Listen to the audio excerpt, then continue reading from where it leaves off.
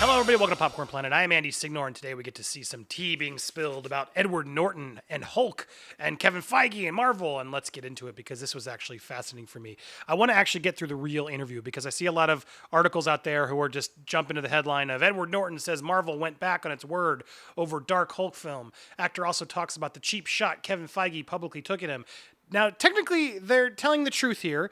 Both of those things are mentioned in this article, but Edward Norton makes it very clear he does not have any ill will towards Marvel. He does not want to take cheap shots at them. Doesn't want to fight with them. He doesn't want to get into disgusting clickbait where the media tries to make fights out of things, but doesn't really realize. Maybe he does. I think he kind of does that by even making these sort of quotes. That of course that's what's going to happen, and so he tries to play the better person. But for me, the whole article comes across a little hypocritical and definitely difficult. He goes on to another place that we're going to get to where he talks about him being notoriously difficult to work with. And I'll let you be the judge if you think he sounds difficult to work with.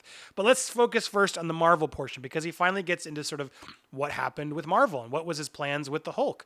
And while this article is definitely a little bit more clickbaity, you have to actually go to the New York Times. The Disruptive World of Edward Norton, written by David Marchese. It was an interview they did together that really breaks down the question at hand. They're talking about Forrest Gump and China. The interviewer is saying you couldn't make a film like Forrest Gump today. And then Edward Norton doubles down and says, well, no, Chinatown's the movie you really couldn't get into. And just how, no way, if you wiped every critic's mental hard drive and put Chinatown in front of them, they'd take that film apart. Talk about opaque and convoluted.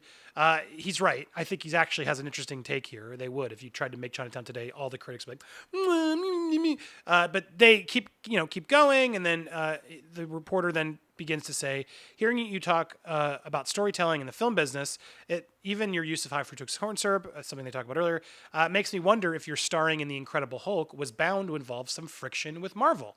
And Edward Norton replies, well, no, I loved the Hulk comics. I believe they were very mythic. And what Chris Nolan did with Batman was going down a path that I aligned with. Long, dark, and serious.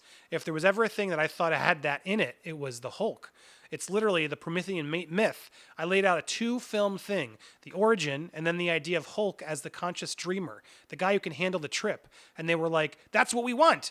As it turned out, that wasn't what they wanted. But I had a great time doing it. I got on great with Kevin Feige. Now, we'll keep reading his article, but this is him saving face, I think. They clearly didn't get along because we'll get into it.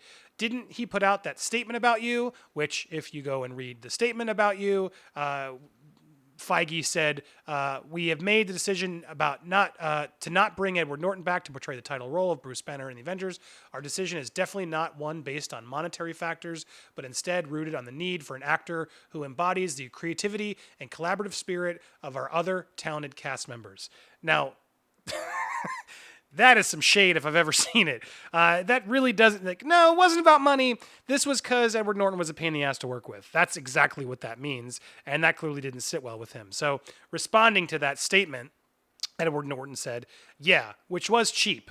It was brand defensiveness or something. Ultimately, they weren't going for long, dark, and serious, but it doesn't matter.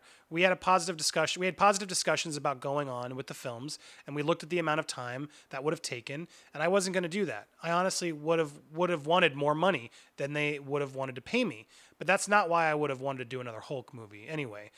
Clearly he's saying for the money. I went and did all the other things I wanted to do. And what Kevin Feige has done is probably one of the best executions of a business plan in the history of the entertainment industry. As a Disney shareholder, you should be on your feet for what they pulled off. We're going to keep going with the article, but I wanted to sort of break through notice he's calling it a business plan. He's like Scorsese. He's not seeing these films as cinema. He's calling this a business plan. And he's right. In that regard, Kevin Feige threw it through the roof. But he's talking about how he wanted to do something more serious and long, and it wouldn't, the way Kevin Feige was sort of pitching, I think the Marvel Cinematic Universe was too much for him to sort of understand or want to do, is how I read between the lines of this. I looked at the amount of time and that would have taken, and I wasn't going to do that. And then clearly Kevin Feige is even saying I would have wanted more money, and they would have wanted to pay it. So this was clearly about money, but also clearly about him not seeing the future vision and wanting to do all the other movies is what I'm seeing between this. Marvel may have had a good business plan, but what about its films? I want to like them more than I do. Here's the interviewer baiting Edward Norton, notice. He's trying to get Edward Norton to say that the Marvel movies are crap. And Norton's too smart for that. I'm not going to comment on that. I'm saying that Kevin had an idea of a thing that you could do, and it was remarkable. Now, it didn't happen to be on a tonal, thematic level what I wanted to spend my time doing, meaning the big, happy cinematic universe. Conflating that into a fight or judgment is grotesque. Picking fights between other people for clickbait is grotesque. That's what I'm doing right here, though, isn't it? Ha ha! Gotcha! Let's get into it. But I think this is fascinating. This opens up the mental sort of breakdown of what happened. Why didn't Norton and the films get along? We want to know that as nerds. This isn't grotesque. It's fascinating. We want to know what actually happened. Now, I agree. Picking fights between other people for clickbait is grotesque, and I'm not picking a fight here. There are a lot of media outlets that'll start it, but I am sort of trying to dissect this fight because there's clearly a fight happening here. I'm not being hyperbolic. It's part of what's problematic in our country. He's right about that. We are letting ourselves be polluted by fake fights manufactured by other people for other agendas. Whether it's Russians manipulating us into intense arguments with another over-fabricated expletive, or stupid entertainment journalists trying to get clicks. It's like, I did Bruce Willis's Comedy Central roast and I made a joke at my expense. I talked about how I tried to do what Bruce did and make a big movie, but I was an idiot because I tried to make the script better. This is a joke making fun of myself, but they'll turn it into like, Edward Norton takes a dig at Marvel. No, I'm taking a dig at myself, at a roast. People have to grow up. Now, I want to keep going because this is fascinating to dissect, because I do like Edward Norton, but I do think he's a little full of himself. And in this instance, this joke is making fun of Marvel. Sure, you're making fun of yourself for being, a perfectionist, but the joke saying that I wanted to make a big movie, but I was an idiot because I tried to make the script better implies, oh, well, people don't want the scripts to be good and being big, dumb movies. That's not like a roast of Edward Norton. He's being the hero here. Well, I wanted the movie to be good. That's a joke on the rest of Hollywood. That's not a joke on Edward Norton.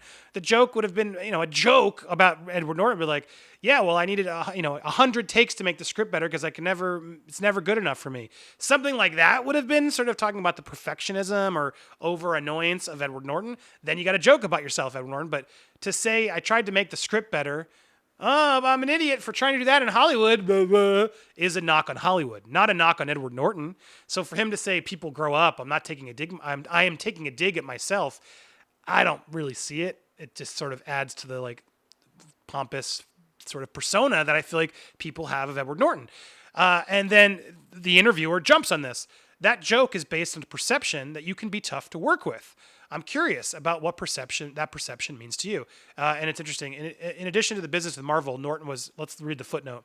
Norton was purported to have butted heads with Tony Kaye, his director on American History X, and Brett Ratner, who directed Norton and Red Dragon. Has been quoted as saying, Edward's instinct is going to be, I have to take over this film. He's going to try to rescue the film. That's both a blessing and a curse. Norton says any conflicts were wildly misconstrued and overstated by the press. So those are two instances of where someone was actually the reporter pulled a quote of where he's difficult to work with. There have been others, but let's see what Norton responds to that. That joke is based on a perception that you can be tough to work with. I'm curious what that perception means to you. Norton replies, but you're talking about things, the roots of which are from 1998 when I and my friend David McKenna developed American History X. People take things that happen between fervent people who care about the work and who end up shaking hands with each other, and they make it into drama. And then the reporter goes, feeling a little offended, clearly, I watch everything and read everything when I research. That perception exists beyond whatever happened with American History X. And Norton, then still being difficult, goes, you're not reading anything that's any more authentic than people reading a Russian trollbot story about Hillary Clinton and a pizza parlor is authentic. You're going, there must be something to this. Just like some guy in the MAGA hat is being engineered by the GRU into feeling agnostic, I can't say that word, with liberals. You're wasting your time engaging with the matrix that's trying to foment negativity. The fact that there's a certain credence to it in your mind. Is it possible that there's literally nothing to this? I'm sorry. I'm doing exactly what he's saying we shouldn't do, but it's really hard when he speaks that way of just like better than you and you're not reading anything that's any more authentic than people reading Russian trollbots about Hillary Clinton. Like, talk about deflecting and seeming smarter than one. It's like, he sounds crazy. Am I crazy? He sounds crazy, and he sounds immensely difficult to work with. But kudos to this reporter for sticking to their guns. Is it possible that there's nothing else to this? And then the reporter goes, well, that's what I want to understand. I'm trying to get at what it actually means for someone to have this reputation. Does it mean an actor who pushes back with directors? Does it mean someone who adjusts the screenplays? Fair and respectful question. Honestly, I find the whole line a little boring. You're pulling on a narrative from things when I was 28 years old. That's not even a contemporary meme around me. Let's move on and rewatch, and then he goes on to sort of try to save it nice because he's realizing the reporter's realizing Norton's pissed. Norton doesn't want to have this conversation, and Norton clearly is difficult to work with. What's he going to say? Yeah, I'm totally a pain in the butt. I wanted to rewrite those scripts. Tony Kaye is a complete jerk. I didn't believe in his vision. That's clearly not where Norton wants to go, and I respect that. But this sort of defensive fight back just read really bad to me. It made me laugh. And made me want to do the story to sort of call him out because, look, these are his words. We got to go off of what he said. And while I'm not trying to pick a fight with the guy, you got to go back and you sort of take this story that he's sharing and sort of these questions that are fair and respectful because he has been known to be difficult. Just come out and say, yeah, sometimes I really believe in the material or whatever you want to say. And yeah, of course I have fights, but I don't want to talk about it because the media takes it overhand. Instead, he's like refusing to engage and he's just deflecting and assuming a lot about his interviewer that just to me is very off-putting. So I didn't like it. But it also sort of then parlays into sort of what he's saying about Marvel. Now, the takeaway here is what's interesting is he wanted to do a dark Nolan-esque Hulk duo of films. And that would have been interesting. Apparently Feige and Marvel were down, but something changed, ways. And then even as Norton sort of goes on to say, clearly Norton didn't want to as he said, looked at the amount of time that would have taken, meaning the Infinity Saga, and I wasn't going to do that. I honestly would have wanted more money than they wanted to pay me, and I don't want to do it for the money. So Norton's trying to play it as the money, but you gotta look at this. We looked at the amount of time that would have taken. He didn't want to play ball with the other people. He didn't want to be in the other movies. He didn't care. He only cared about the Hulk movies. Now, that's not a knock on him. Good for him. But then what Kevin Feige said, which he's calling cheap, of we want someone to be more collaborative, feels kind of on point. And I got to say, Kevin Feige, who seems like a cheap shot, and it probably is, but at the same time, it's business because they got to sort of defend what they're doing. Brand loyalty, as even Norton says. I think this sort of only throws up in Edward Norton's face the fact that, one, he didn't want to be collaborative in the MCU. He had a vision for Hulk, and that's what he wanted to focus on, and they didn't really want to do that beyond the first one when they realized, we got to deal with this every movie. And then furthermore, he didn't want to be a part of the whole saga. He would have just wanted money and just taken a paycheck, and then he wouldn't have felt it. And I think that just shows a little lack of, why wouldn't you have gone on board to do, Ruffalo's done a handful of movies. It's not like he did a ton.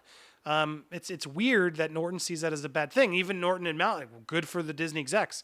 But to be fair to Norton, he didn't want to get into a commercial tentpole. He wanted to make his Dark Hulk and jump out, and that's clearly where Feige and Norton didn't align. So there really isn't a beef here. Organizing this and turning it into a grotesque, picking a fight between them, I think is the wrong approach here. I don't see that, and I'm not trying to pick a fight between Feige and Norton. But it's clear there was a fight, and it's clear, whatever. I'm sure they wish each other well and don't want to work with each other anymore, clearly. But it's, the words here to me, and I'm curious what you think, so tell me down in the comments below. He seems kind of hard to work with.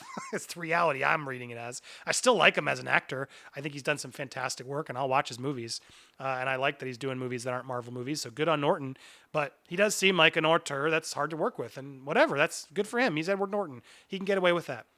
Couldn't get away with that in the MCU and Disney because too many cooks in the kitchen, too many stories going through that they couldn't have Norton trying to come in and readjust things. So sounds like Feige made the right move.